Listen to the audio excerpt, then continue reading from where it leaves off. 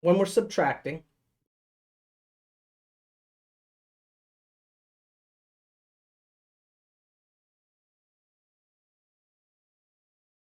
okay, when we're subtracting sign numbers, number one,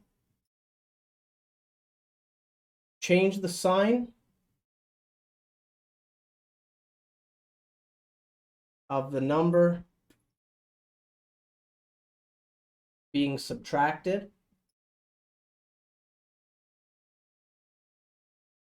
Okay, and that's called the subtrahend.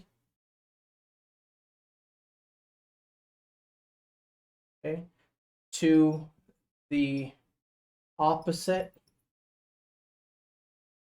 sign. Okay, number one. Okay, and number two, then just follow the procedure for addition of sign numbers. Okay. All right. So if I wanted to something simple, I want to subtract 5 from 8. Right?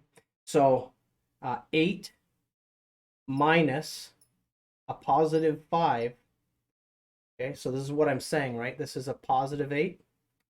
All we're saying is subtract 5 from 8. It doesn't say negative 5 from negative 8, not the absolute value of 5 from negative 8. Just subtract 5 from 8. So we add the signs, okay, because really it's only this we're talking about, right? 8 minus 5, okay? But in algebra, add your signs. So a positive 8 subtract a positive 5. And we know that that results in a positive 3, right? What if we subtract 8 from 5? Well, we know that really we're saying this, right? 5 minus 8. Okay. How do we write that? Well, we write that as a positive 5 minus a positive 8, right? Well, how do we rewrite this according to the rules here? I skipped over the step here because it's pretty self-explanatory. But how do we follow the rules? We change the sign of the subtrahend, right? And then follow the procedure for addition. Well, how do we do that? Well, it's as simple as this. I'm gonna rewrite this by following this rule. Okay. So we rewrite this like this. We write a positive 5 plus a negative 8. That's how we write it according to the rules of algebra for sign numbers. Okay. So a positive 5, then add a negative 8. So here's the two steps. This is the subtrahend, right? Positive 8, it's the number being subtracted from this number. So what we're saying is that if you want to subtract it from this number, you swap the sign. So you change the positive 8 to a negative 8. Step 2, follow the procedure for addition. That's why this sign changes, because we're no longer subtracting. We're now adding, okay? So we're really talking about reciprocals. And we talked a little bit about that in fractions. Remember, a fraction, if it was 1 written over 4, the reciprocal is 4 written over 1. That's really all we're talking about here, right?